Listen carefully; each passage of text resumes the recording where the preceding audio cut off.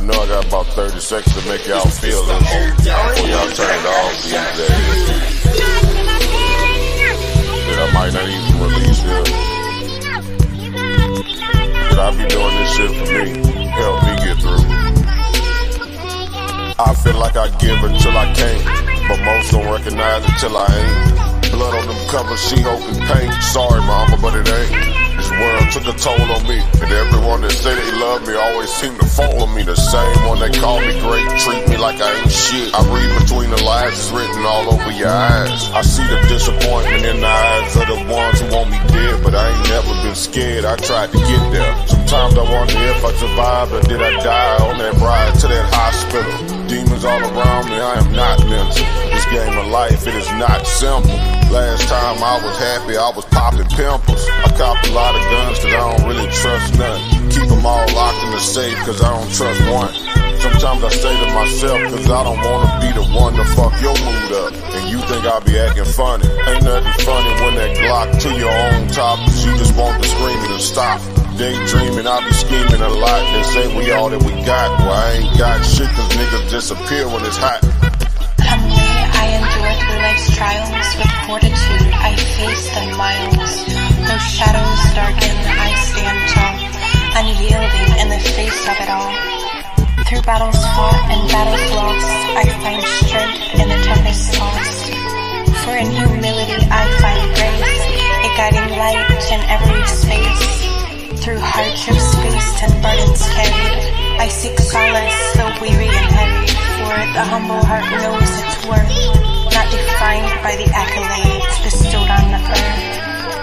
I find myself locked inside the walls of my mind for such a long time. Niggas see results of these crimes and call it strong grind. I just pray to see the sunshine. Meditation never helps, I make these songs cry. Serenade the broken hearted like I'm right there. I might be. Niggas tell me do the right thing, but I'm not Spike Lee. If I was down bad, stains on my white teeth, who would give a fuck about me? Probably very few. That's who I fuck with. I'm talking like one or two. You don't wanna drink from this cup, it's close to 100 proof. Not after major bucks, but I deserve a Grammy. A drop top vet dripping candy. Long time coming, was it worth it? Probably not. No dessert until I drop. Hitting circles around your block, empty some rock. We could've both died the second time I dodged death. It took my mama and her sister to get me off of that stress. I often guess and wonder if I made the right choice, or did I kick the door and set it off? This could be purgatory, night of the sleepwalkers, where dead folks seem to keep talking. Are we dead yet? In silence I find solace and peace, every moment a chance to release. For in humbleness I am made strong, unafraid to admit when I am wrong. I endure the trials that life presents, embracing each challenge, learning from events.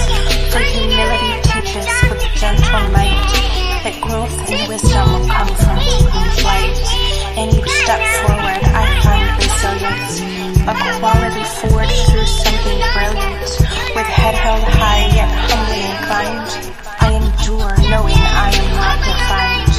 For it's not in grandiose accolades or fame, but in quiet moments when I proclaim that through humility I stand secure, enduring life's tests steadfast and pure. Humbly I endure, humbly I endure, humbly I endure, humbly I endure, humbly I endure, humbly I endure, humbly I endure.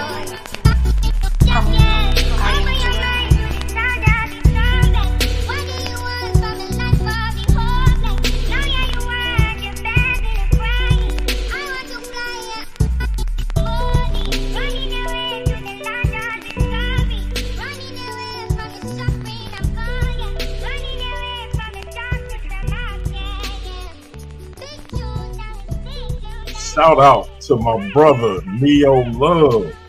Hey, Nerdy Brew, he is spitting, ain't he? He killed that one. So we got a powerful show with a powerful guest for y'all. Y'all know what it is. Welcome to Paradigm Shift TV 314. This is your brother, DMG the Poet, aka Brother Pianki. And before we get into our spiel, let me do my usual greeting. Let me say God bless to my Christian brothers and sisters. Let me say Hotep to my Kemetic brothers and sisters. Let me say Islam to my Moorish family. Let me say Assalamu alaikum to those in the NOI. Let me say peace to those in the 5% nation, them nations of gods and earth members. Let me say what's up to all my atheist brothers and sisters. Shout out to all the abos. Let me say what's up to all my rosters. Shout out to all them funny time flat earthers. We got to say what's up to them too. And last but not least, let me say jumbo to the rest of my brothers and sisters all throughout the African diaspora, be it here in the wilderness of the United States of America or beyond. Y'all know I say that greeting for one reason and one reason only. Is because if you're black, I'm with you. And I hope that you with me. Our different ideologies should not keep us from uniting. We can have unity without uniformity, and we can disagree without being disrespectfully disagreeable. With that being said, we in the building for a powerful conversation. Shout out to my sister Meika Wash. She brought this convo to my attention, thought me and her should work it out. I agreed. And so here we is. Meika, please reintroduce yourself to the Paradigm Shift TV 314 audience. Tell them who you is, what you got going on. Hello, I'm Meika Wash. Right now, I'm just a content creator and a support tech expert and many other hats. I don't want to go in deep into what I do. You know, I'm a mother, a wife, and all those things. And it's interesting because we talk about this topic, and then you have victims who are real victims, and you have victims who say they are victims, right? I hear echo. So today we're talking about, should victims take accountability? I mean, should victims share accountability with predators, right? So this invites us to navigate the intricate terrain of victimhood, accountability, and agency. In this discourse, it's imperative to acknowledge the complexity of victim narratives, including instances where individuals may have initially pursued agendas but later found themselves thrust into the role of victimhood. Indeed, the landscape of victimhood is not always clear or clear-cut, with cases where individuals may have had motives or agendas that blur the lines between perpetrator and victim. Yet, as proponents of the affirmative stance, we assert that even in such cases, there remains a fundamental imperative for accountability. While it may be tempting to dismiss individuals who initially pursued agendas as worthy of empathy or support, it's essential to recognize that victimhood is not a static condition, but a dynamic process shaped by complex social, psychological, and ethical factors. Moreover, the presence of agendas does not negate the validity of the harm suffered or absolve perpetrators of their responsibility. But we need to be holding individuals, including those with agendas, accountable for their actions and experiences. We not only uphold principles of justice and fairness, but also create opportunities for reconciliation, growth, and healing.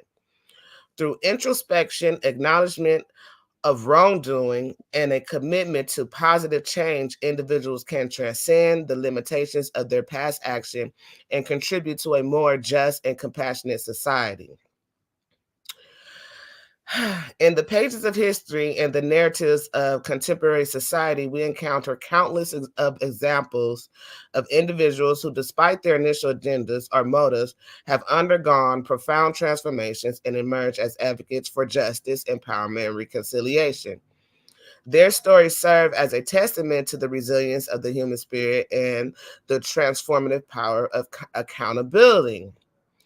Therefore, as we embark on this journey of exploration and dialogue, let us not shy away from the complexities of victimhood, but instead embrace them as opportunities for reflection, empathy, and growth. By acknowledging the nuisance of victim narratives, including cases where agendas may have been present, we affirm our commitment to justice, accountability, and the inherent dignity of all individuals involved. And then I stop there. Your turn. So I ain't gonna even hold you. Like I don't know what that was, but I don't even know what it was really talking about. Well, let's just start with real quick, because the question is, should victims and predators share accountability? Right. And so that to me is the only question. And my answer simply is an emphatic no. Now, you know, all of that reconciliation stuff they was talking about starts there. Like you can't reconcile anything without letting it be known who was responsible for what, right? So I give the example. People always say, well, nothing good happens after midnight, right? And so if a woman goes to a man's residence, his hotel room, etc., and she should be expected almost to equate herself a particular way. And my thing is, not so fast, Speedy. She got the right to change her mind. She could get there and be uncomfortable with the setting, with the circumstances, whatever the case may be. She got every reason to change up to change her mind. She got every right to change her mind. And so I just feel like this idea that she shares in any accountability with a person who violated her is crazy.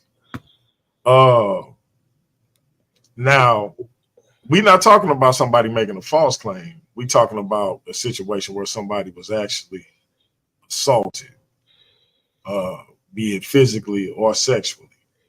And so my question would always be, do children who are violated share any responsibility with the predator who preyed upon them? Because most of these things, when we talk about rape, molestation, it's premeditated. Understood. I'm not dealing with children on this though. Sorry. Okay.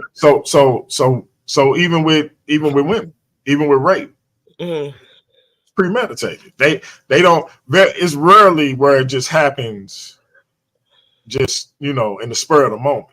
A lot of times they observe their habits, where they go, where they don't go, when are they alone, and then these predators strike.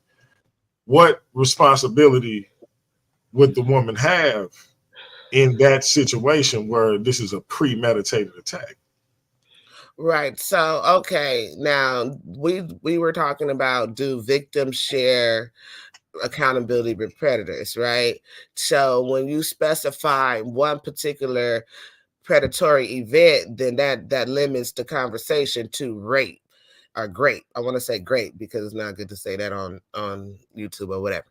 However, now, like you said in the beginning of your spiel, you said a woman went to someone's house. I mean, hypothetically, someone goes to the house at 12 midnight, right? There is an agenda there.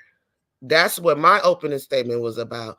The agenda of the person. Why are you going to someone's house at 12 midnight?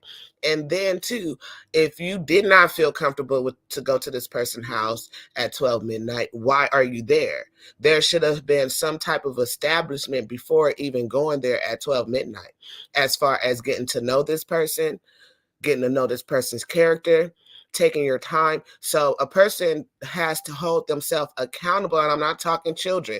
Children are innocent in everything. Okay, let's keep it to what you're saying. So let's say a young lady, a woman a grown, whatever the case may be, a female goes to a man's residence, his hotel room, whatever the case may be, after midnight. Mm-hmm. And let's say she intends to have sex. Mm-hmm. She intends to get intimate. Mm-hmm. And she gets there Mm-hmm. and she sees some hygiene habits that she not good with. Mm-hmm. Let's say she sees some pills in the bathroom that give her pause. Let's say she just begins to get a bad feeling. She don't have the right to then change her mind. Of course, she has the right to change her mind. However, like I stated earlier, the agenda behind her going over there at 12 midnight, she has to hold herself accountability. And the fact that she was not aware of this person's practices beforehand, not asking the right questions, not taking her time to get to know the person. Like, why would you go to someone's home or house or hotel room at 12 midnight? This comes to us really teaching our people, instead of us being a debate, let's just make it a dialogue, because the people need to know, like, you guys, the Bible says prove a friend, right? So how you just gonna go to somebody's house, you don't know nothing about them, you think that, I mean, I'm not excusing if the person does something or to violate you, because I've been in situations like that, right, as a real victim. But I'm saying that I still had to hold myself accountability, because I knew that I should not have been at this person's place at this person's time. And had I just listened to my first mind and say, hey, this is not, I don't feel comfortable enough with this person to go to their home. I don't know this person to go to their place or whatever. Then I do have to hold that accountability that I shouldn't have been doing this. That's what I'm saying. Like, okay, now, does it make the person who assaulted or essayed or whatever, right? No. But two things can exist at once. That person that assaulted holds accountability, and the person that made the bad decision by dealing with somebody and not vetting this person out has to hold that accountability. Vet the person. Is this person a party But person? what if she did? What if she did vet them though? What if she vet them? Because men lie all the time about who they really are. People lie. What lie. Yeah, But people lie. So what if she vetted that person and she was fooled by him fronting on who he was, and he wasn't exactly what he presented himself to be, and because of that, she trusted him, and when she got there, it wasn't what she thought it was, and she changed her mind and tried to leave, and he then assaulted her. Well, but because my thing is this, regardless of every woman, every man should vet the people that they spend time with. That's a fact. That I agree with you 100%. But when we get into a situation where someone exhibits predatory behavior to the point where he assaults a female, mm-hmm. then that female, unless she did something to provoke that attack, as in she attacked him, mm-hmm. she shares no responsibility in being assaulted. That's something that he decided to do of his own volition, mm-hmm. regardless of whatever situation they was in. Understood. Now, here's the thing, right? That's what a lot of us tend to do, because everybody here want to be loved, right? Everybody want love, some type of fashion or form of love, right? And what people tend to do is they ignore red flags. And let me give you an example, because I watch a lot of reality TV shows. So it's a new reality TV show about the Never Ever Mets. It's called the Never Ever Mets, right? They vetted each other by talking to each other for a certain amount of time on the phone, through FaceTime, and then they get together and they meet each other. Now, it's like 3 episodes in. I can't remember what channel it's on. So if y'all want to watch it, just Google Never Ever Mets. But it was a couple on the show, right? And you know, when they do their confessionals or whatever, the girl distinctly said that the dude that she was talking to has a temper, right? Then in the show, the dude got physical with her, but she vetted him already, and she already knew he had a temper. So she shouldn't be surprised when he decide to take when he met her in person that he decided to get physical. So it's like, let's not ignore the red flags. Just because you vet someone doesn't mean everything if you ignore the red flags. You get what I'm saying? Going out in public places first, or dealing with people, take your time. People are so quick to move fast. Now, am I discussing a woman that just happened to be in a dark alley? Well, see, she shouldn't be in a dark alley. Like, which woman?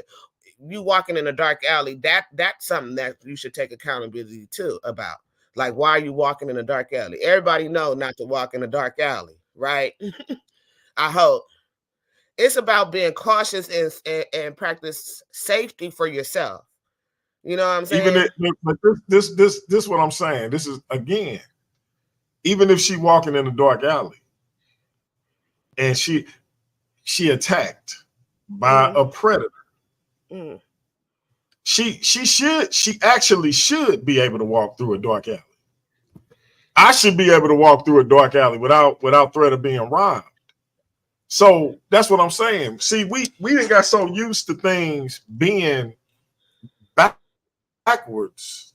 We didn't got so used to things like messed up behavior being accepted that instead of saying this person has the sole responsibility and accountability for the bad and evil things that they do, we are now saying, since you walk down that dark alley, you bear some responsibility for what happened to you when you went down that dark alley. Because we've gotten so used to the evil that men do, when the reality is men just shouldn't be doing it. She shouldn't be under threat to be raped or raped or assaulted physically or whatever kind of way, no matter where she is. But because we so used to the degradation of man, we somehow want to put partial responsibility on her for his actions. You familiar with the biblical story, the rape of Tamar, right? Was it Tamar? Tamar? No. Yeah, the rape of Tamar. The rape of Tamar, David's daughter. I know that it was some, what are they? Benjamin's sister Daniah or something like that. She got raped. No. This is 2 Samuel 13, the rape of Tamar. It says, now David's son Absalom had a beautiful sister named Tamar. Mm-hmm. And Amnon, her half brother, fell desperately in love with her. Mm-hmm. Amnon became so obsessed with Tamar that he became ill. She was a virgin, and Amnon thought he could never have her. But Amnon had a crafty friend, his cousin, Jonadab. He was the son of David's brother, Shema. One day, Jonadab said to Amnon, "What's the trouble? Why should the son of a king look so dejected morning after morning?" So Amnon told him, I'm in love with Tamar, my brother Absalom's sister. Well, Jonadab said, I'll tell you what to do. Go back to bed and pretend you are ill. When your father comes to see you, ask him to let Tamar come over and prepare some food for you. Tell him you'll feel better if she prepares it as you watch and feeds you with her own hands. So Amnon laid down and pretended to be sick. When the king came to see him, Amnon asked him, please let my sister Tamar come and cook my favorite dish as I watch. Then can I eat it from her own hands? So David agreed and sent Tamar to Amnon's house to prepare some food for him. Now, when Tamar arrived at Amnon's house, she went to the place where he was lying down so he could watch her mix some dough. Then she baked his favorite dish for him. But when she set the serving tray before him, he refused to eat. Everyone get out of here, Amnon said to his servants. So they all left. Then he said to Tamar, now bring the food into my bedroom and feed it to me here. So Tamar took his favorite dish to him. But as she was feeding him, he grabbed her and demanded, come to bed with me, my darling sister. No, my brother, she cried. Don't be foolish. Don't do this to me. Such wicked things aren't done in Israel. Where could I go in my shame? And you would be called one of the greatest fools in Israel. Please just talk to the king about it, and he will let you marry me. But Amnon wouldn't listen to her. And since he was stronger than she was, he raped her. Then suddenly Amnon's love turned to hate, and he hated her even more than he had loved her. Get out, he snarled at her. No, no, Tamar cried. Sending me away is worse than what you have already done. I read that to say this, or to ask this. What responsibility or accountability did Tamar have in that situation? None. And that's my overall point. Well, when we're talking about victims and sharing, right, but just walk with me. Even when a woman, right, has intent, because that was a predator, a premeditated predatory act. He plotted and schemed to get her in that position. He got her in that position, and he did what he did. And that's how these things tend to go when we're talking about victims and predators. But even in the situations where a woman may intend to be in an intimate situation with an individual and simply change her mind, become uncomfortable for whatever reason, I don't think she has accountability in his decision to push forward in something she no longer wants to do.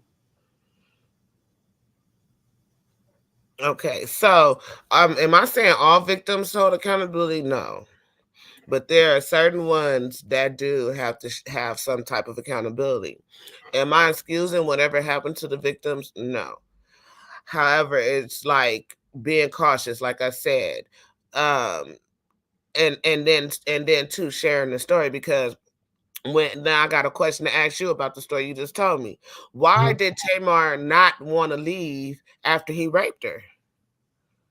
Because, as she said, it would be better if you talk to the king and he'll let you marry me. So she was willing to marry her predator. Yeah, because this was a different time. If this was today, then we know that wouldn't happen. But given that it was ancient Israel, sound like to me she was trying to hold some type of accountability. It just why would you want to marry? No, what she was doing was trying not to be shamed for no longer being a virgin. Yeah, so that wouldn't be like something that I would consider her at fault for. Something I don't consider no victim at fault for anything. Let's be clear. Two things can exist at once. So, an example, right? When it comes to, let's say, because I like to use celebrities because people are familiar with it. I can't use like personal people's thing because people are not familiar with it. But say, for instance, with Bill Cosby situation, right? A lot of the women that dealt with him knew they were taking drugs, right? They accepted the drugs. They asked him for the drugs. They knew they were taking drugs. They also knew that they were going to his home in the wee hours. Was Bill Cosby wrong for doing what he did? Of course he was. But these women wasn't messing with Bill Cosby because he was just a regular schmo. They had an agenda, right? They wanted fame, they wanted fortune, they wanted money, they wanted something from it, right?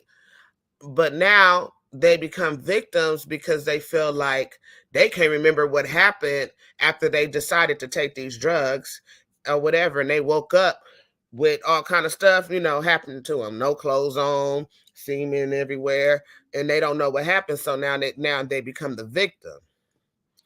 So their accountability should be taken. Let's say, let's talk about the Players Club situation, right? Yeah, you're familiar with Players Club? Mm-hmm. Okay. So when the young girl, she already knew that Ronnie was already a little bit shady from her cousin. Her cousin tried to warn her about Ronnie, right?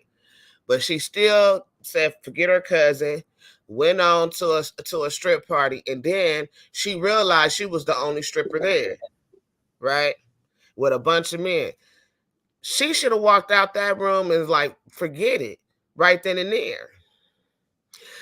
But she didn't. She continued on, so she got to take accountability for not walking out when she realized I'm getting played. Then not only did she go into a room with a whole bunch of men there as one stripper, she ended up going into a room, and this is a hotel room. This ain't even a strip club. She ended up going to a room with a man by herself where he raped her. When the whole situation was messed up from the gate. So I was mad when he raped her. I was sad when I saw that part. Well, nobody actually saw it, but when it was implied that happened. But at the same time, like, she has to hold herself accountable for mixed up with those type of people, and she knew it. And her cousin tried to warn her for walking into a situation like that and continuing to be in a situation like that. She had the opportunity to turn away. So this is where the accountability comes in at. You get it? No, not yet. You know, that was a nice little example. But here's the thing. She was there to do a job, Right. which is called stripping, right?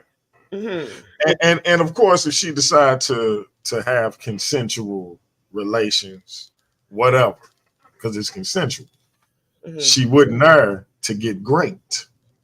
She wasn't there to get great. So again, I'm saying this, regardless of, okay, I walked in, I should have walked out. Fine. She can hold herself accountable for the fact that she saw a situation that could turn potentially bad. But she holds no responsibility for the actions of this predator, because the potential was there for him to be predatory anyway. That's what I'm saying. Predators are usually premeditating their actions. As soon as he seen her, he knew what he wanted to do, and he took the opportunity to do it. So if she would have been there with 3 other ones and she went to do a private dance with him, he probably still would have done it. She can't share responsibility with him for what he did to her. That can't be a thing. That's what I'm saying. In a situation where a woman actually wants to, she intends to sleep with an individual, if she changes her mind, I don't care if she went over there at 2 a.m. If she get there and she decide, hey, this ain't gonna happen tonight, and he then takes it upon himself to force her, they don't share accountability. She said no. Yeah, I came over here with this intent, but I changed my mind. Like, when do we stop respecting a woman's right to change her mind based on the time, based on how she dressed? Yeah, that's a slippery slope. You know what I mean? And no one's saying that a person is not able to change their mind, because growth is inevitable and a person should be able to change their mind. But like I said before, no, this ain't about, real quick, Meika, this ain't about personal growth. This is about, I'm into this dude. We've been seeing each other for a minute. I think I'm gonna let him, we're gonna go there tonight. Or we've been going there. Me and dude been going there.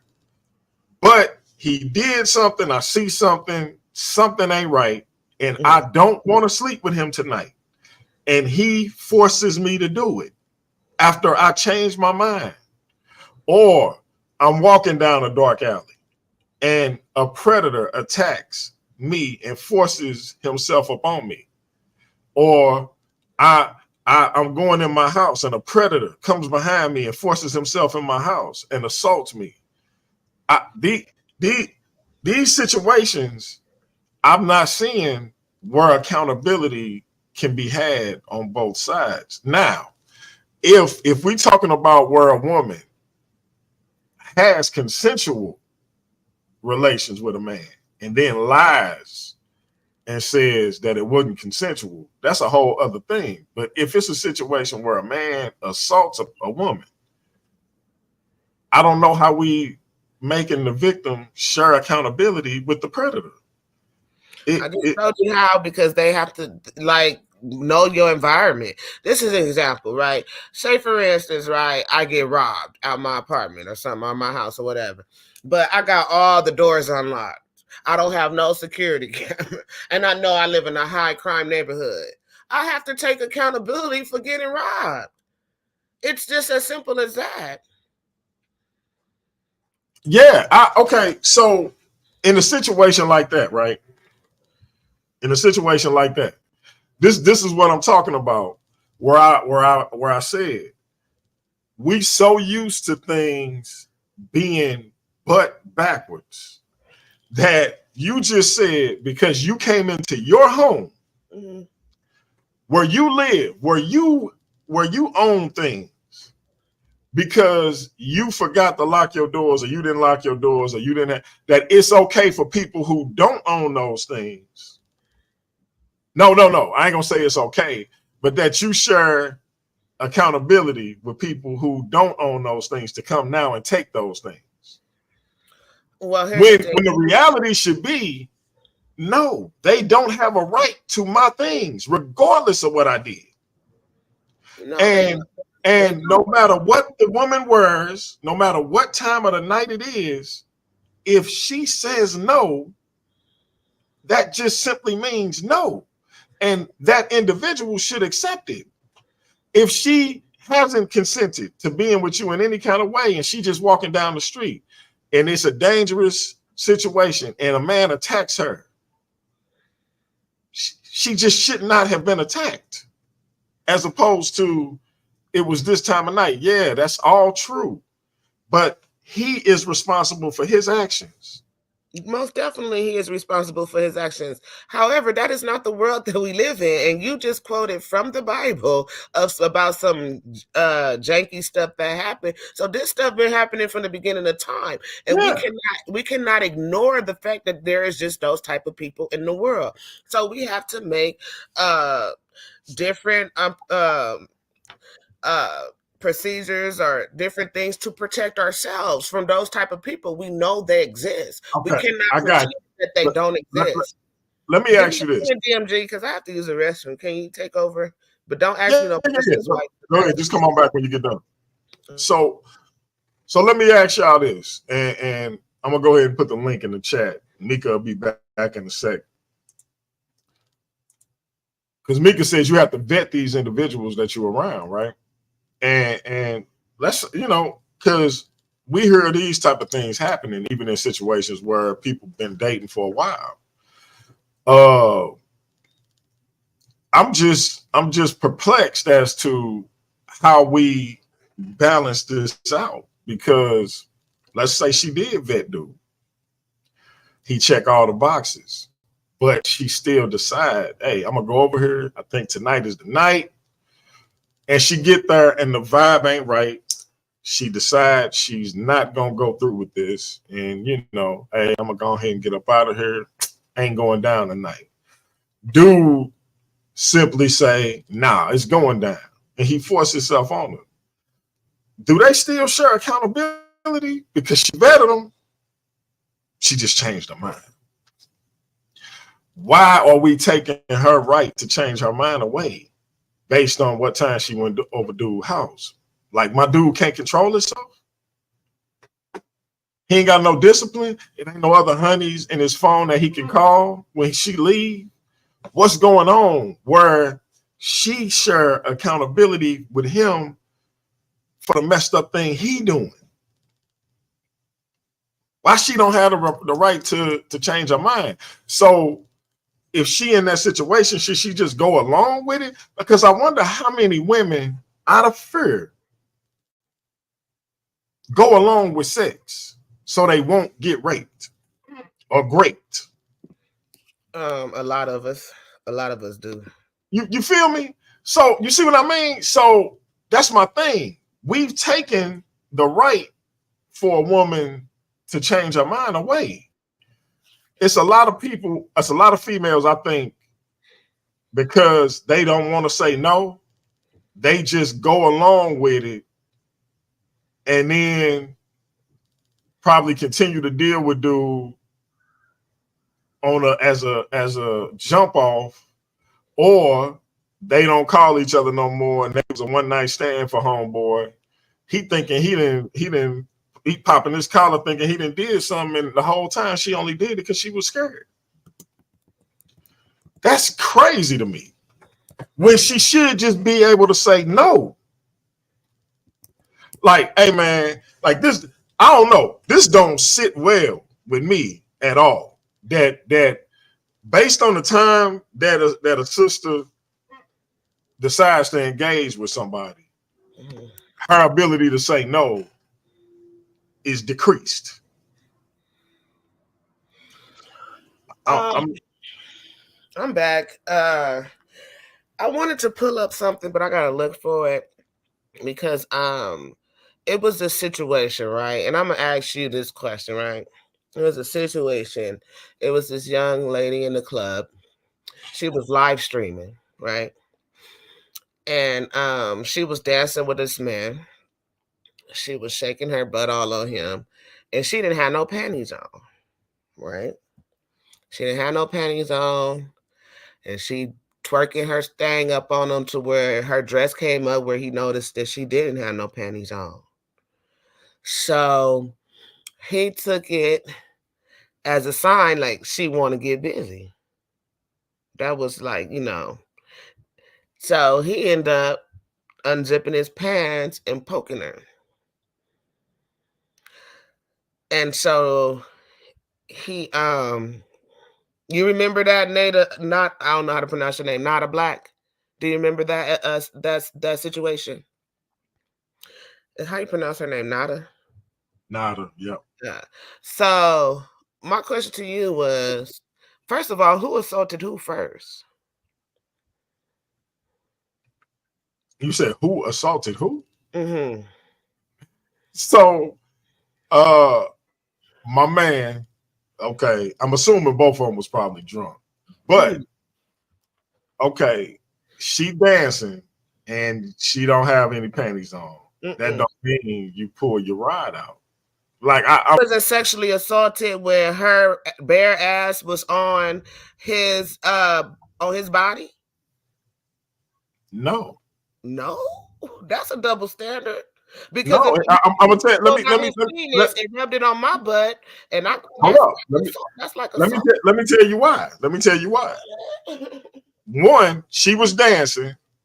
Clearly she was dancing in a particular way. She didn't have underwear on, but she probably didn't even know her dress had rolled up. I'm sure if she knew her dress rolled up, she probably would have pulled it down. But she did pull it down a couple of times. But okay. She was okay. A man with a bare ass. That's not so real quick. Her intent was not to put her bare ass on him. Otherwise, she wouldn't have pulled it down. Okay. So I'm just saying. Now, if she just pulled her dress up, like he unzipped his pants, like she did it, she meant to do it. She pulled her dress up and put it on him. Then I would understand what you're saying. Her dress came up accidentally. He unzipped his pants purposely. You see the difference? Because she didn't accidentally go to the club with no panties on. Well, if she don't want to wear panties, that's her choice. That don't mean. See that this is what I mean. We confuse the way a woman dress or what time they leave the house with some kind of intent. A woman could that don't mean she want to cut. She could like to dance provocatively. That don't mean she want to cut. So you think that a woman dancing provocatively is innocent? I don't think it's innocent or guilty. I think she just wants to dance. I have to disagree with you on that. So I've been at clubs, right? Mm-hmm. And I've danced with females. I've seen females dance with other dudes. Mm-hmm.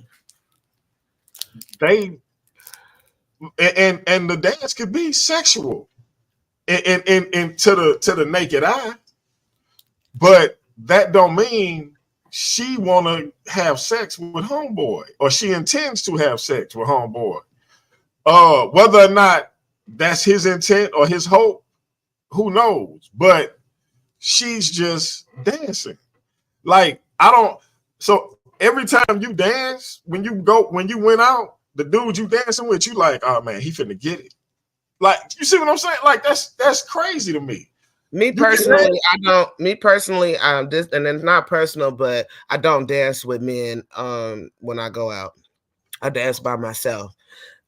Just because of being a younger teenage girl dancing, and I know that when you're gyrating on men and you putting your butt on them and you grinding and doing all that stuff, they tend to not have self-control sometimes with their pallywhack or whatever you want to call it.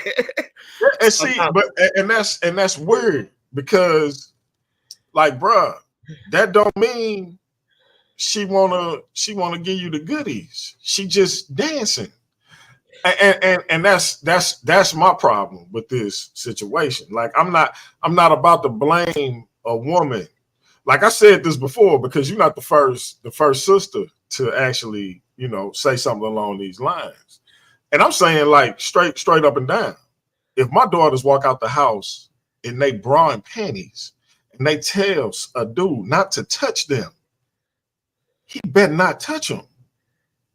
Like I'm not like you ain't finna tell me what she wear is indicative of consent. It's inappropriate. Period. I'm sorry. Inappropriateness aside, it's not consent. My point. It's not consent, and I'm not saying it's consent, but accountability should be there. And this person said, Kuwani, this sister viewpoints on the subject is all over the place. You're gonna have to hey, y'all hit the link if y'all got questions for us. Link is in the chat. What I'm saying is this, right? I'm not here to say that it's her fault she got raped. I'm not saying that. But I'm saying it's her fault that she wasn't cautious about certain things. And it's not just a she, because it's about victims and predators. Because men are men are victims too. So it's just not about she, and it's just not just about rape. It's about holding a victim accountable for making silly decisions. You get what I'm saying? That's my position on it. Now, if we're gonna just be talking about being great, that's one thing. Yeah, no. We so you gave the example walking down a dark alley. So you basically, if I'm walking down a dark alley with every necklace I own on, and I get raped, I live in LA, and I get robbed. I mean, walk around like that. And, right. You don't walk around with chains on for a reason. But. Is the onus is on the thief, because if I want to walk around with my stuff on, I should be able to, right? You should, but that's not the world we live in, DMG. But that's not. No, what I'm saying is, if a person decides to rob me of what I paid my hard-earned money for, how do I share in accountability for what the decision they made to rob me? Okay, so if a person want to wear all their gold chains, right, and they go into a low-level neighborhood when nobody got nothing, I mean, it's common sense. I don't know how to explain that if you don't know. No, that's not. I'm not saying that me going into a poor neighborhood where crime is high is a smart decision. I'm not saying that at all. Or I'm simply saying that, how do I share in accountability for what another person did to me? Regardless of what I should or shouldn't have done. Sure, Mm-hmm. if I don't engage with a person, if I'm not threatening a person, Mm-hmm.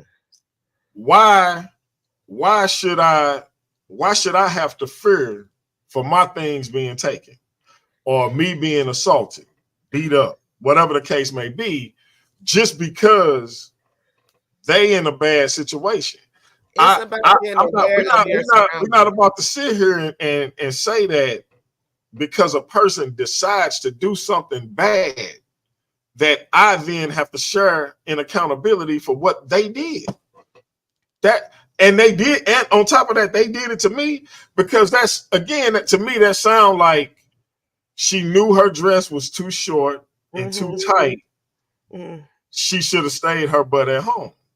Or he knew he shouldn't have wore that necklace or that hoodie in that neighborhood. It's almost like we giving the coward George Zimmerman all the excuse he need to kill another Zimmerman get involved in this? Okay, because to me, George Zimmerman preyed on Trayvon Martin. Trayvon Martin didn't do anything wrong. He was in a gated community. That's a totally different situation. No, Trayvon Martin. Let me tell you what Trayvon Martin did. Trayvon Martin was a black boy in a hoodie, and he was in that gated community where a George Zimmerman lived, and so George Zimmerman decided to victimize him. Had he not had on that hoodie, had he been dressed in a different way, George Zimmerman wouldn't have victimized him. George Zimmerman would have victimized him regardless, because that's my point, Meika. And that's my point. Something to do with him just being black. My point. I'm glad you said that. Hold on, real quick. You just made my point. And predators, you know why George Zimmerman would have victimized him anyway? Because he was a predator. And predators are going to victimize their prey regardless. Right. Now, this young lady said, I shouldn't drive a Benz because I might get robbed. That's not what I'm saying. Okay, what's the young rapper name that he got killed over here and down the street from my house at the Roscoe's Chicken and Waffles? I forget his name. Nipsey Hussle. Not Nipsey. Oh no, you said Roscoe's Chicken and Waffles. Personally, I'm not talking about Nipsey.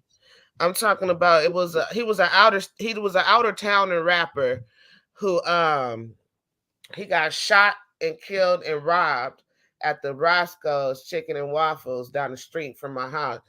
And the thing was, okay, when I go to that Roscoe's, I don't go over there high signing. It's just certain places you just know that you're not supposed to be in. Right? Now, nobody, if we was living in a perfect world. What up, Philo? Yeah, his name is something Rock. What's his name? PNB Rock. Yeah, him. And I'm from LA. I'm born and raised out here. I know not to never go to that Roscoe's Chicken and Waffle. Matter of fact, I don't even wear real jewelry except for my wedding ring, which I didn't even get a diamond. I got a garnet as my wedding ring in the city of LA, because it's not that I don't want it to be of LA. I don't want it to be like, oh, I can't walk around like this. I can't walk around like that. Shoot, I won't even put rims on my car because of certain things. It's just it's being aware of your surroundings. But if you did, you feel like it would be partly your fault that you got robbed. I should hold accountability because I know better. You know better, you do better, right? It's a preventive. That's where accountability comes in. And I'm not saying that it's going to stop every predator, but it lessens your probability of being a target. If I'm always high signing, or I'm always flashing money like it was a young boy flashing money on Instagram, then he ends up getting robbed and shot and killed. Like, I'm not saying it's his fault for getting shot and killed, but nobody would have known he had that money had he would have been flashing it. We got to realize that there are predators in the world. And once we get to that point where we realize there are predators in the world, then we will take better precautions to prevent ourselves from being targeted. If people think I'm broke, busted, and disgusted, guess what? They won't even think about robbing me. And I could probably have a 15 million in the bank. Let me ask you this. In nature, do you think it's anything that a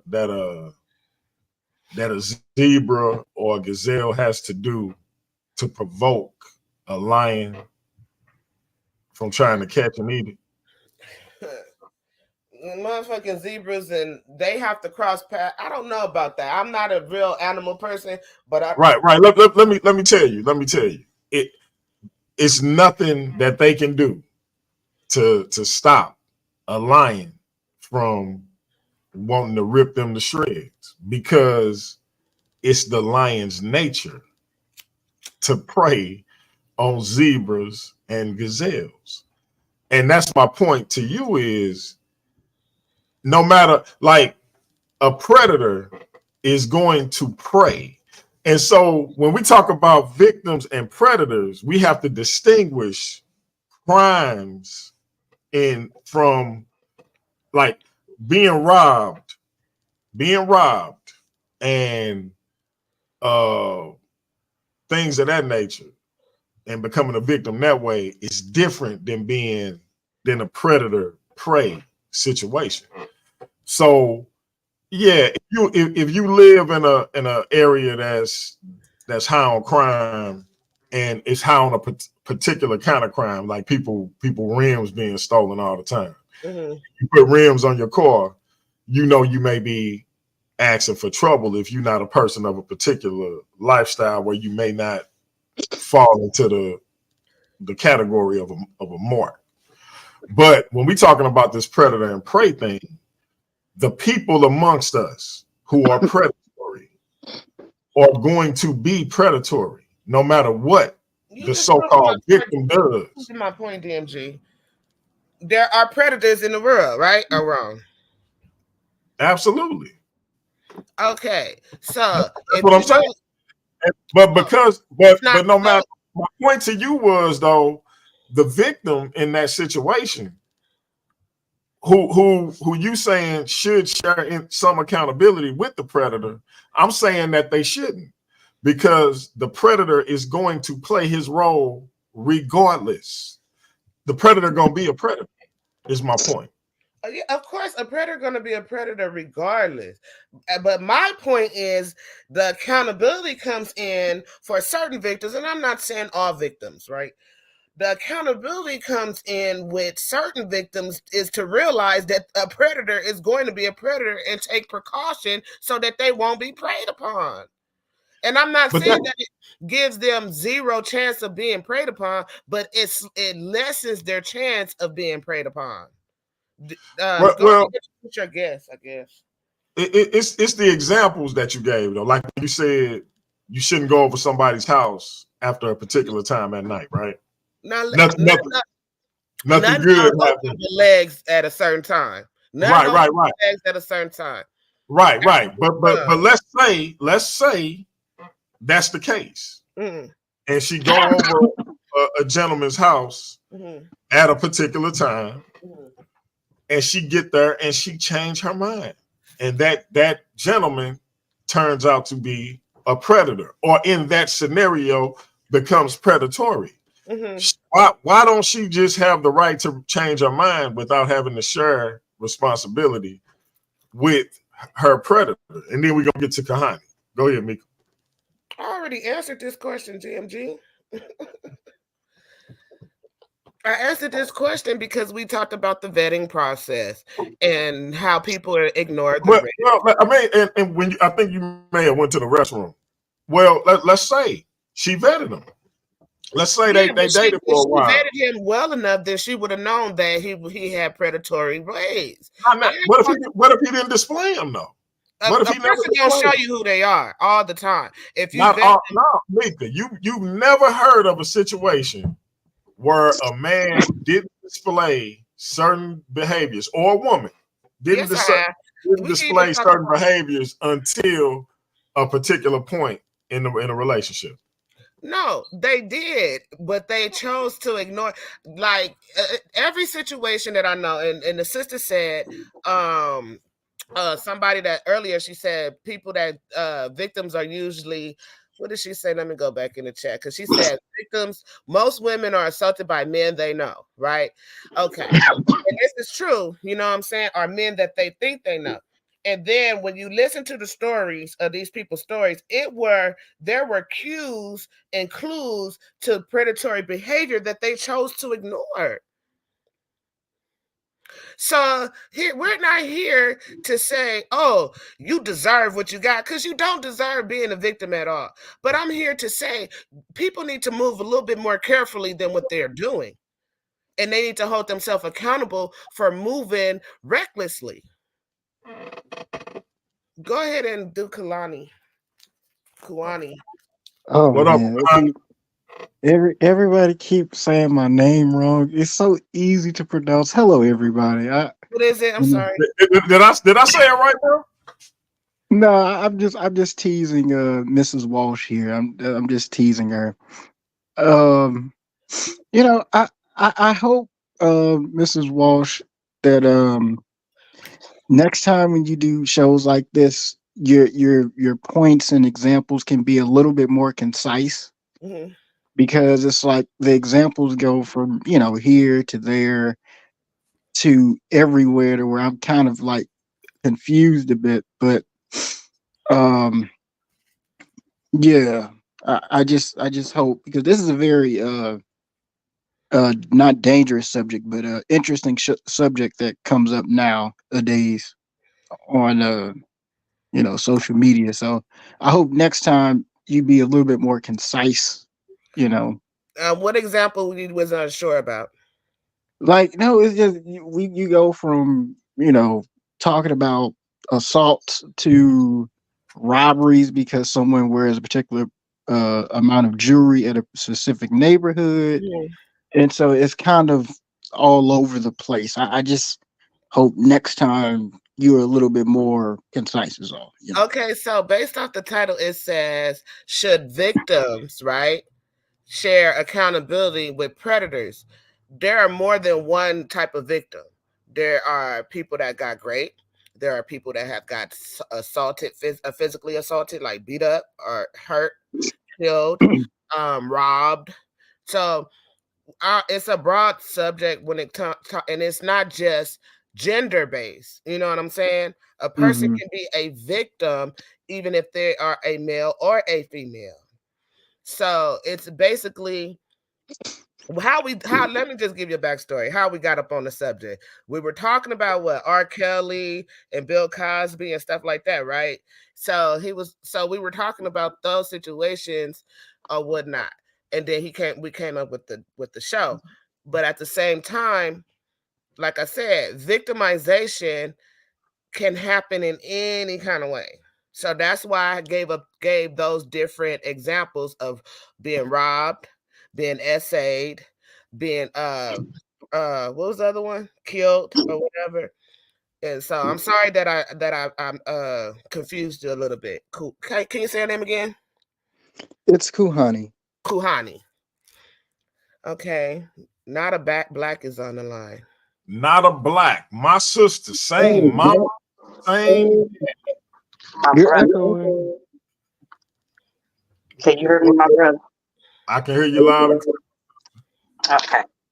I think the gentleman was correct when he said this type of rhetoric is dangerous. Very. It's dangerous. And I'm no feminist because I have so many brothers, and I know that accusations can be very dangerous.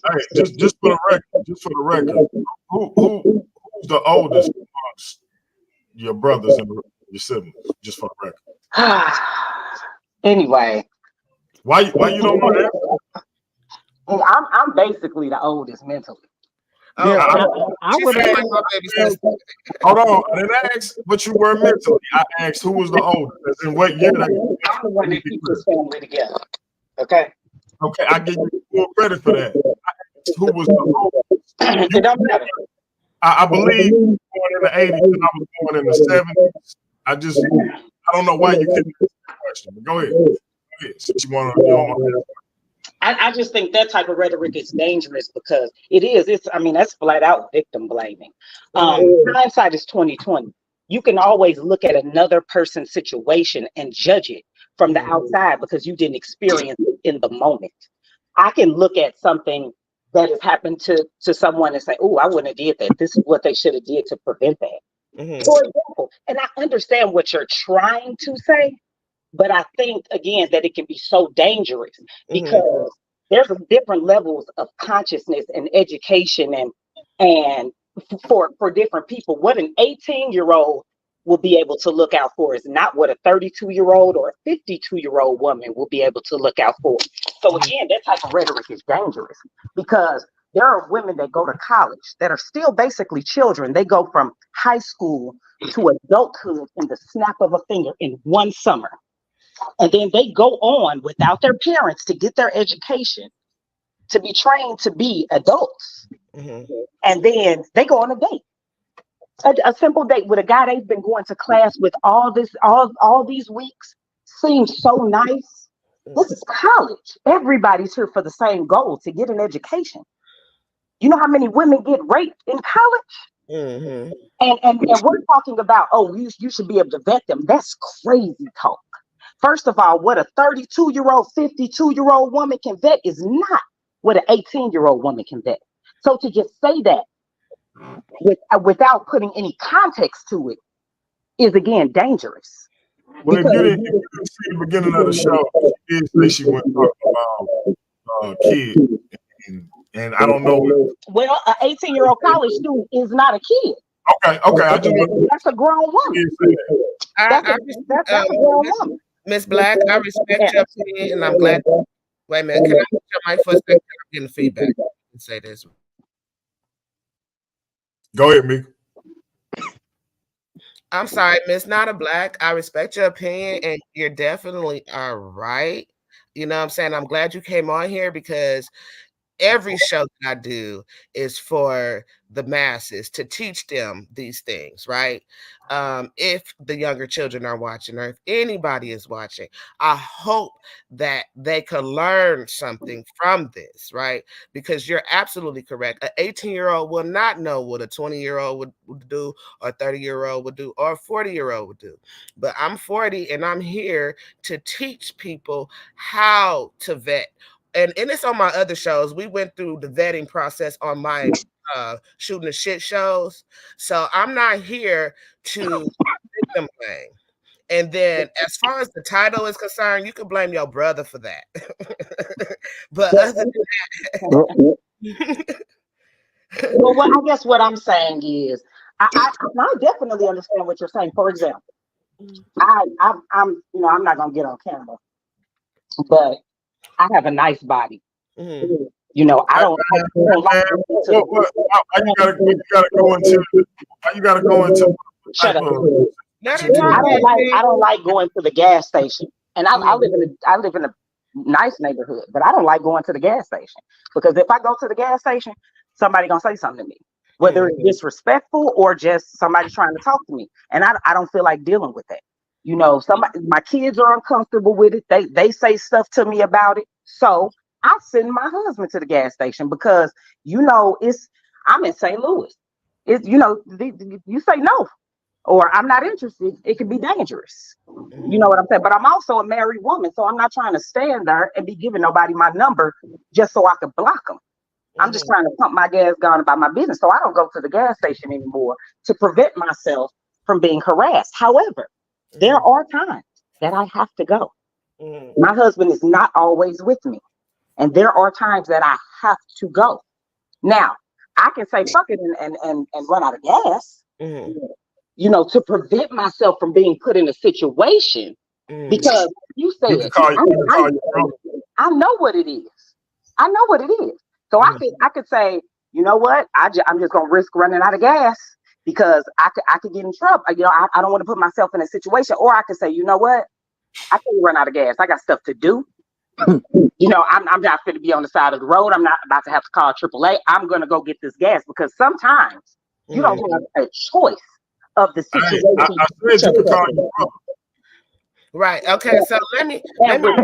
For example, if I'm a woman and I work at a bar, that's my job. I work at a bar and I have to leave late. And I have to walk a particular way. And it's dangerous. I have no choice. I have no car. The bus is not running. And even if they were, is that really safe? Then what? It's not safe. But that is what it is. We don't always have that. And I think it's just the way you said it that made me be like, if you're a teacher, there's a way to teach. You know, I have my ways. We teach our daughters. And I'm not saying, you know, I don't know your way of teaching. I'm just going off of what I heard. But I agree with you 100%. But let me say this real quick.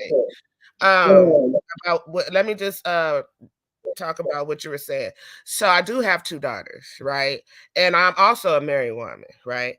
And I'm also blessed with a curvy body, so I get it. You know what I'm saying? And I have to do this for future generations, okay?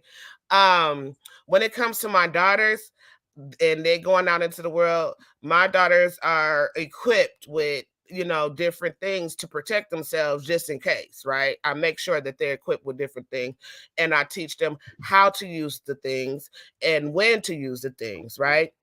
So that's one step in precaution, right? Then also, when it comes to men approaching them, because I've seen situations where a man would approach a woman and she refused to give her phone number and the woman got pew-pewed, right? So what I tell my daughters is like, look, download the app. You know, it's different apps where it's called Text Now or whatever, where you can get your own bogus phone number, right? And I tell them, you know, download that app, give them the number, and just move so you could just so you could operate and just keep going. So it's different things that we can do to protect ourselves. And so it's all about protecting yourself at the end of the day. If you are going to work and you're working at night and it's difficult for you, I suggest you invest in like some pepper sprays or some tasers. They got tasers that don't even look like tasers. I suggest you invest in a pew pew or something like that to protect yourself. So, unfortunately, like DMG was saying, we live in a world with predators, and that's the bottom line. We do. So we have to take measures to protect ourselves at the end of the day. And we have to be able to teach younger children who don't know any better how to protect themselves. You know, so I get it. Preventative measures are extremely important. And we teach our kids. Hopefully we get out in the community and we teach them. However, a victim and the victimizer do not share anything but the action that happened. A victim does not hold any accountability of being attacked. Period. They don't hold that. They are the victim. Yes, there are ways to prevent yourself from being put in situations. But even if you are in a situation, you do not deserve to whatever the situation is, robbery, great, whatever the situation is, you do not deserve that, and you did not set yourself up to get that. That's all I'm saying. We cannot. We victim blaming shifts the blame from the predator to the victim, and that's exactly why they are able to continually perpetrate it. Mm-hmm. Because we don't really focus as much. We're so busy trying to prevent it that we don't really see what's really going on with these people who are these little demons that go out and grape women. Mm-hmm. These people, they're going to do it anyway. That's why it doesn't matter what a woman wears. People always want to say, well, women should dress like this. It does not matter.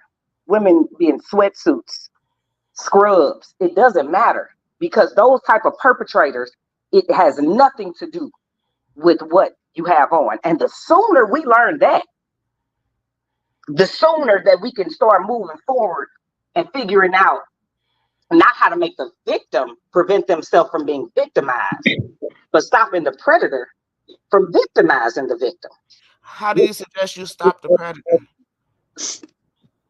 Well, most predators are repeated offenders, so they need not be on the street. It makes no sense that somebody that rapes someone or sexually assaults someone or is a pedo ever sees the light of day again. When we have people who commit non-violent offenses and they never get rewarded, that doesn't even make sense. Shame. Okay, But you know what? But you know why that's the case? Shame. why? Is because most predators Shame. are of a different color hue. Shame. Most predators are in positions of power, so they protect themselves. Most, and I'm talking whether their victims are children or women. Most men who hold power, and it does not matter their color. We always don't do this to the black man, and what about Elvis and all this stuff? That does not matter. Shame. A predator is a predator. Shame. And it's all Shame. about power. They victimize who they can. Shame. Just because a Shame. president victimizes somebody Shame. and then Diddy victimizes somebody, we're not gonna say, oh, it's only Diddy's only getting prosecuted because he's a black man. No, that man has black victims. Let's look at the victims. Let me ask you. Predators have power. Let me and then we're gonna get behind me. Just mute your mic, Nada, because it's feedback. Okay, I want to ask Nada a question because she tapped on the Diddy situation. And I'm not talking about the sexual assaults that he's been allegedly accused of, but when it comes to like the way he did his artists, right? Should the artists hold accountability for the messed up contracts that they signed? You know what I'm saying? It's like this, right? I'm not victim blaming or victim shaming, right? I'm just here to say that we as a people, right? Because one thing that I know, every stupid situation that we're in, or messed up situation that we're in, is because of something dumb that we did. And I'm not talking about children or whatnot, and I'm just talking about adults here, people that can think critically. Okay, any child that has been a victim of anything, they are innocent, and I maintained that from the beginning. I don't know if you heard my introduction about, because I'm not saying that all victims, and I said this over and over again, I'm not saying that all victims should hold accountability. I'm saying certain victims should hold accountability, especially those that come into a situation with an agenda. That is my position. Also, preventive, you know, I ain't gonna say I was gonna say preventive medicine. I don't know why I'm saying it, but preventive precaution is essential to survival. So we have to be accountable to be preventive on being victims. But my question to you, like I said, I asked you, do you think that those people that sign messed up contracts should be accountable with Diddy? Hey, not a black man. And then we're gonna get. I'll say this. A piece of paper that I can read, that I can study, is a completely different scenario than somebody violating my body that I cannot overpower. First, I want to say that. Yes, they should have got a lawyer. I know they were excited. Now, let's talk, and it depends on who we talking about, because a lot of them were, and then what do we consider kids? Is 18 years old a kid? Because I think from the ages of work, okay, for me, in my opinion, so just to clear you up on the children, the mind is not fully developed until the age of 25. Then so that's so anybody under the age of 25 is, to me, is a child. Then, and if we're not talking about children, if they're children, if they're 25 or under 25 as a child, by that definition, if we're talking about children being taken advantage of, then almost everybody Diddy signed was a child because none of them were over 25. I don't know that to be true. Hey, Biggie died when he was what, 23? He 24. 24. Danity Kane, 112. I don't know their ages. I'm sorry. Though I do. But I mean, if that's what you're saying is a child, that's what I would say. Then they're victims. You know, now not victims in the same sense of somebody whose body is violated, but if you're saying that you're giving a pass to people whose brain is not developed between the ages of 18 to 25, then mostly everybody. I'm trying to think. Jodeci. I mean, think about all those people. They were kids. I mean, they were kids. Like you just said, Biggie died. He didn't even make it to 25. So technically, yeah. But I honestly don't believe that. I believe if I'm given a piece of paper, I read terms and conditions of TikTok, YouTube. Like, I'm serious. Google. When those terms and conditions switch over, I read that because I'm Black and I'm not signing myself over to slavery. We have to read stuff. I don't even play that. But that's me personally. I know most people don't do that. Speaking of not signing yourself over to slavery, we get to my man Kahani, and I'm gonna let everybody close. All right, go ahead. I don't remember asking you a goddamn thing. I just want to say this as well. I think what we have to understand with a lot of assaults, right? We have to understand that a lot of these assaults wind up going unreported simply due to the fact that usually the victim already knows the perpetrator. There is a lot of, women out here who have been assaulted by people who they know, and due to closeness of family or otherwise, they wind up not reporting the person because they know the person who assaulted them. And I know this is mostly true because a lot of my professors, at one point I wanted to be a private investigator, so I took a lot of criminal justice courses at one point. And a lot of my professors were like they were like former homicide and sex crimes detectives. And they said that a lot of the cases that they presided over, usually the victim knew the perpetrator, so to speak. So, that's something to also think about as well. Because, this one person could be, like this one person could be your best friend one day and then try to introduce you into another lifestyle forcefully the next day. So it's very, it's sad. Hey, not a Black. Close out for us. Meika gonna go last because she got as long as she want. And before not a Black close out, I want to say this though. Let me get some water. Hold up. I was accidentally poisoned. I told my man Kahani about this earlier. The place my wife and my daughters like to go to, they got me some food. And I think they cooked my chicken in the same oil that they cooked my son's shellfish. And if you know me, you know I'm allergic to shellfish. So yeah, it's been a bad go about it in terms of my throat and my stomach. So y'all bear with me.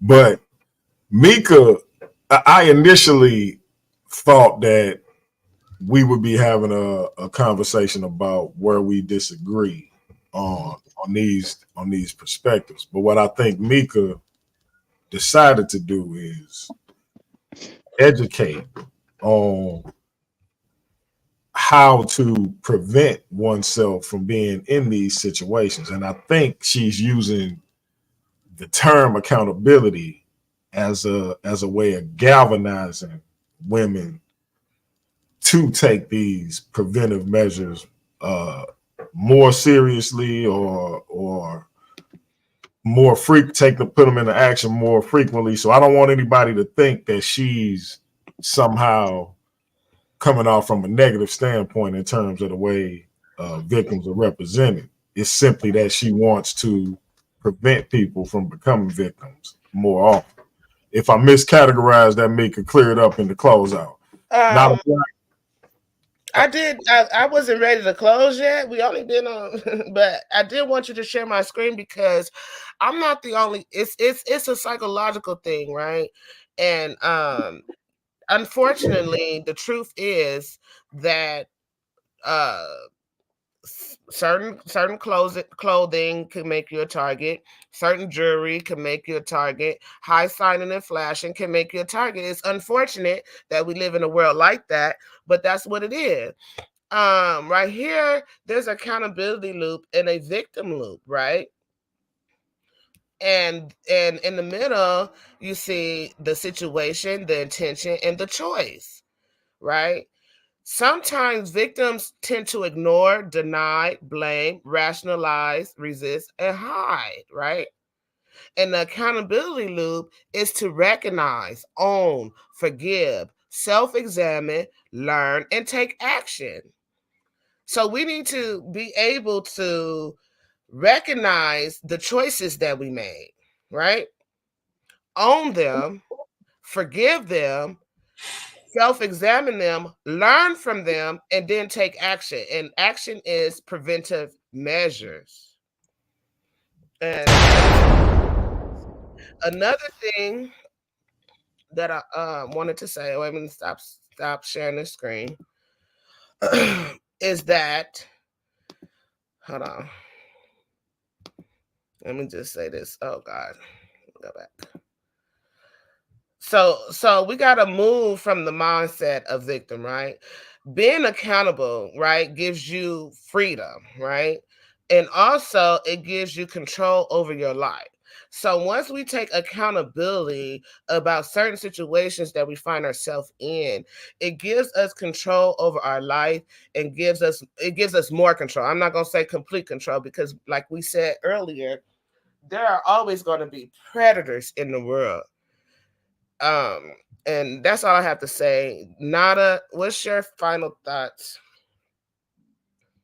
I guess, well, first I want to say, I just want someone to please show me the statistic that says women who wear short shorts and short dresses and halter tops get assaulted and great more than a woman who is clothed from the top of her neck to the bottom of her feet. I just want that statistic. I've been waiting on it for years.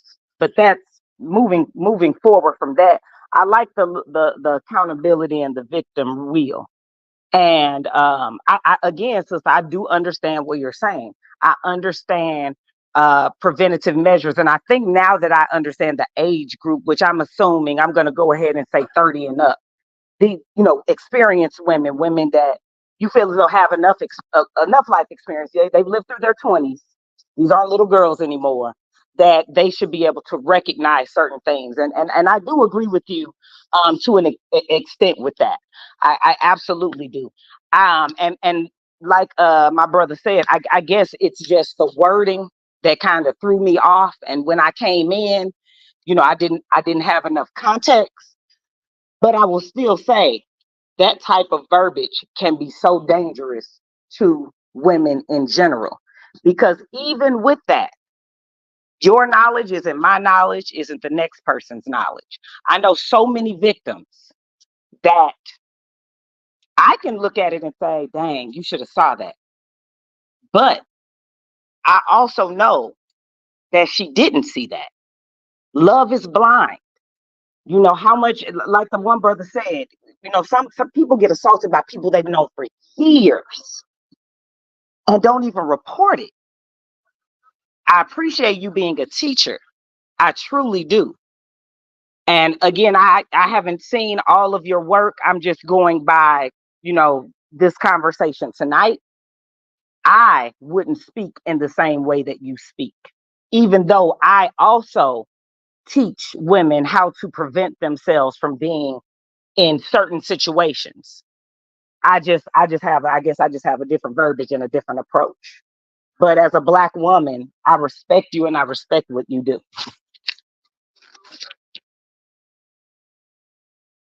I appreciate that. It was tough coming in here because I wasn't cool with the title. I wanted to make it victim versus predator, but Also, it's DMG time. Okay, my bad. I see. Maybe I it's came in dangerous. locked and loaded with that. Okay. It's very salacious and it's dangerous, but I was like, okay, I put myself on the cross. Then forget it. I'll do it because to me, the most important thing is that if people come and watch it, then they'll hear you teaching, they'll hear Kuani teaching, they'll hear DMG. So that's the only goal that the Most High put in me. Accountability, responsibility. We do have to teach our children responsibility. We do have to teach our children accountability, right? Whether they're 25 or they 5, you know what I mean? So it's imperative that we understand that going out in the middle of the night at 2:00 in the morning ain't nothing good happening during that time, right? Does that warrant somebody come attack you? No, but you know that people are going to. It's a higher probability that someone would attack you at that time of night. So to take precautions, don't do it. I don't go out nowhere past 9:00. I'm 44 years old, and I tell I have a 25-year-old, and I tell her, "You're not leaving this house at past 9. Wherever you need to be there by 9:00." So that's just me, you know what I'm saying? DMG, do you have what do you have to say? Or did he leave? He disappeared. Okay. My bad, I was muted, yeah. So again, like I said, I think Meika's overall goal is to prevent sisters, women in general, being in those situations, period. And so any preventive measures they could possibly take, that's what she promotes. And so her goal is to make to eliminate predators and eliminate victims altogether. And I think that's what she illustrated. I was simply contending that even in those situations where a woman didn't use the preventive measures that we think may be at her disposal, we can't take the accountability away, any accountability away from the animal that decides to violate her. And that was my overall point. Do preventive measures as much as you possibly can, but in the situations where you may have been careless in that thing for whatever reason, and a person violates you, they still made the choice to violate you. And so because what we forget about is the mental aspect of that. Some people can take that notion of I sharing the accountability and maybe mold that into some kind of Batman-esque mentality of never again. Right. It makes But you a survivor. You know what I'm saying? Instead of being a victim, let's be survivors. And we need to learn and teach, like, this is what I did wrong. This is how, and I'm not saying everybody, because some people are just completely innocent and just get assaulted out the blue. no. Look, I have been there. And you're right that they could turn that into a survival cry. But there are those who also, if they internalize what they could have did different, what they may have done wrong. Was my dress too tight? Was my dress too short? Was my shirt too tight? Did I show too much cleavage? Did I say something to him that made him think this was okay? Did did I lead her on? And that's what led to her stalking me and eventually harming my family in some way. When you start to do those things, it could plague you mentally. And that's why, for me, the onus must remain on the person who did the heinous act of violating you, however they decided to do it. Because ultimately, they made that choice, regardless of what you did. And so, and that's why I say, a predator is going to be a predator. But I think you did a great job of explaining your position. You showed resources, you gave evidence as to how that can be beneficial. All I wanted to state was I think that we keep the onus and the blame where it should be, while also promoting those preventive measures and highlighting those things. Also, let me touch on Kuhani's position, because he said that a lot of things go underreported, and that is also taking accountability too. We need to start reporting whenever there's an assault made. Forget all this snitching stuff, the no snitching thing. People need to start snitching. I don't care if you're an upstanding citizen and you ain't committing no crime, it ain't snitching anyway, right? So it's like. And I've been a victim before. You know what I'm saying? I've been a victim. I've been sexually assaulted, raped, molested, physically assaulted, all those things, right? And even robbed by somebody I knew, robbed by my own family. You know what I'm saying?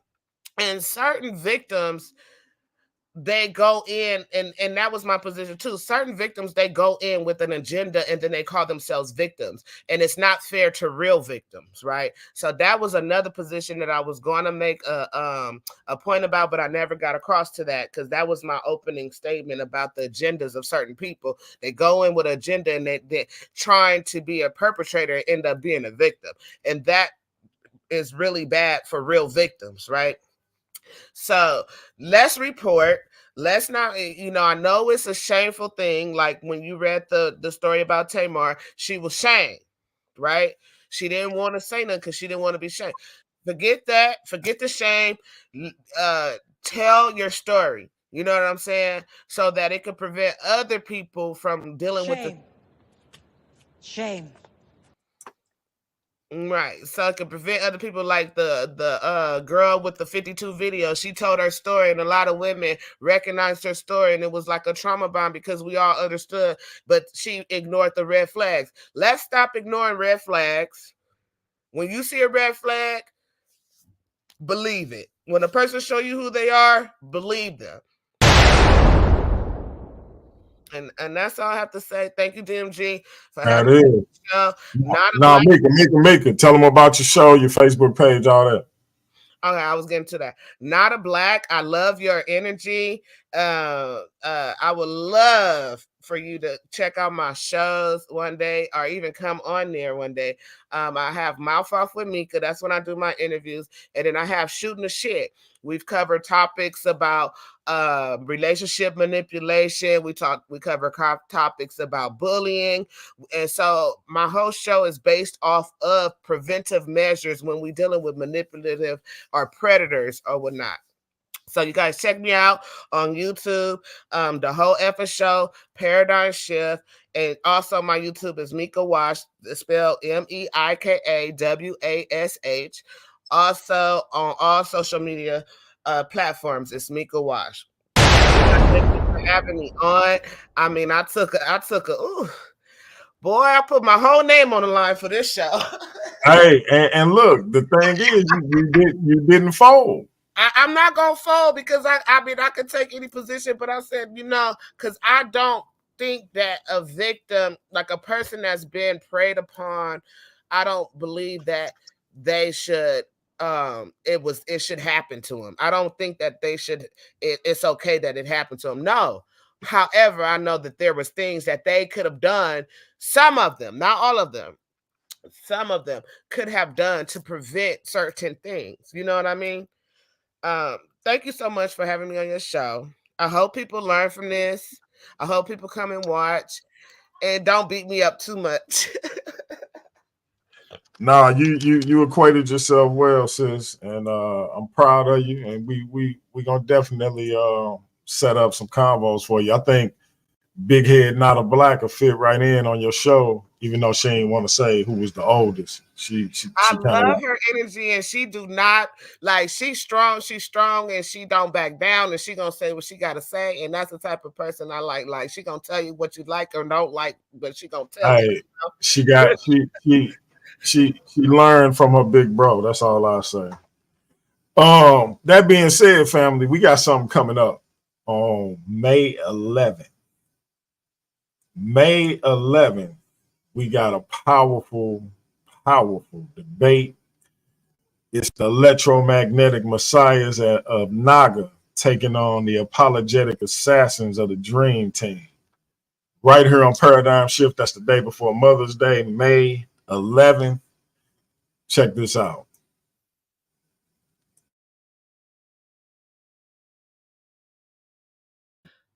All right, bro.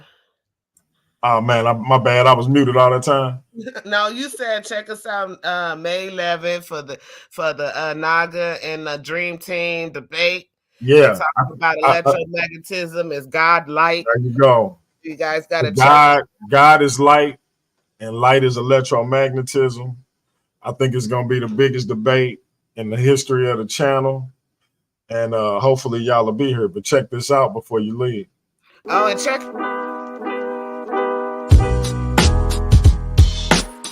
For my real rap, man. Tired of that, man. Retired that. They don't really want to hear the truth no more. Think they scared how I make them feel. And you can say anything you want about me. I ain't worried, that don't make it real. They don't really want to hear the real no more. Think they scared how I make them act. And you can say anything you want about me. I ain't tripping, that don't make it fat. Look, coming live from the gutter like a cold puddle. That's May 11th, Naga versus the Dream Team. God is light, light is electromagnetism. We're going to see who come out on top. Either one of y'all got any comments on that debate coming up? Yeah, check out my interview with Darion. Yeah, we got some of they diss tracks on there. At the end, they was dissing each other. I thought it was funny. Yeah, they going back and forth like Drake and Kendrick on these diss tracks. So, Kahani, who you got in that debate, man? God is light, light is electromagnetism. Naga versus the Dream Team. I hope that the pseudo Nagas get, they get stomped out intellectually. Wow. Everybody is against Naga. Wow. I can't abide by those non-intellectual people after what Anu said on the show we had. I'm like, I can't do it. Wow. I was gonna see if I could record a face-to-face conversation with you and Anu, because he here in St. Louis. Oh Lord. I mean, I'm not even supposed to be using that, but my atheist brother said, "Oh Lord." That's funny. Kuani, you an atheist? Yes, ma'am, I am. Okay, just asking. Did anybody interview the Naga folks or no? I've interviewed them. They on the channel. They on the channel. JJ 7000 in the chat. Them his cats. He if I ain't mistaken, that's where they came up in the Lions Den. So it's gonna be a good one. I'm gonna talk to JJ because I think I want to play it over there just so we can get more eyes on it over on the real Lions Den and promote the channel at the same time. So hopefully we'll be able to do that. But y'all check. You wasn't an atheist when he met you. Cool. Yeah. He talking about you. He wasn't an atheist when I met him. He was an atheist, but when I first heard him, he wasn't an atheist. I don't know what happened. I'm gonna have to get his story on that, on how he made that transition, JJ. Because I ain't never got that story on how he went from one to the other. Because I remember him doing a presentation on Sonetta that was not from an atheist perspective. That's all I say. We ain't gonna say what the presentation was, but it wasn't from an atheist perspective. He was on the show, by the way. That's another funny part. He was on the show. JJ was on that show? Yeah, he came on and then he tried to kind of, I guess this was back when he was trying to go against the people who were trying to be comedics, and he came on, he asked Tori, he was like, so wait a minute.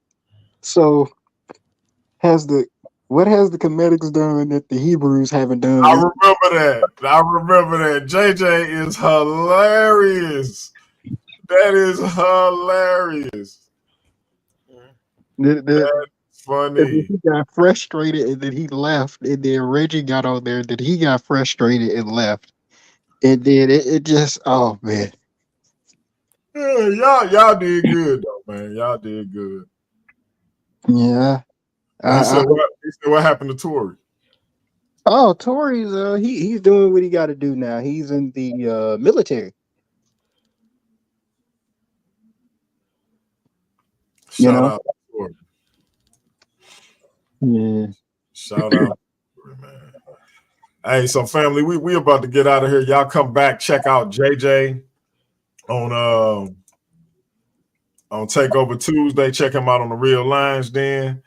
Y'all come back, check out Meika Wash on Shooting the You Know What. Mouth Off with Meika over on the Whole Effing Show on her own channels as well. Her Facebook page be off the charts.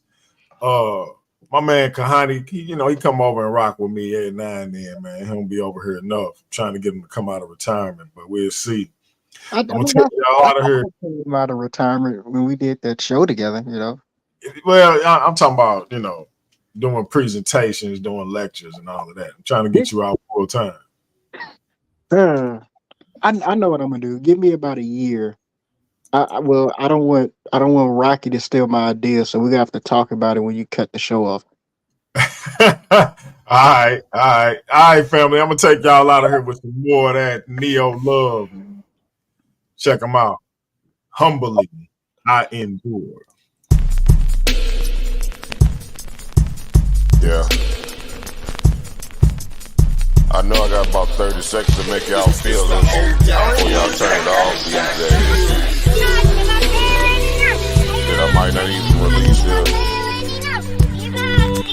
But I be doing this shit for me. Help me get through. I feel like I give until I can't, but most don't recognize it till I ain't. Blood on them covers, she hoping paint. Sorry mama, but it ain't. This world took a toll on me, and everyone that say they love me always seem to follow me. The same one that called me great, treat me like I ain't shit. I read between the lines, it's written all over your eyes. I see the disappointment in the eyes of the ones who want me dead, but I ain't never been scared. I tried to get there. Sometimes I wonder if I survived or did I die on that ride to that hospital. Demons all around me, I am not mental. This game of life, it is not simple.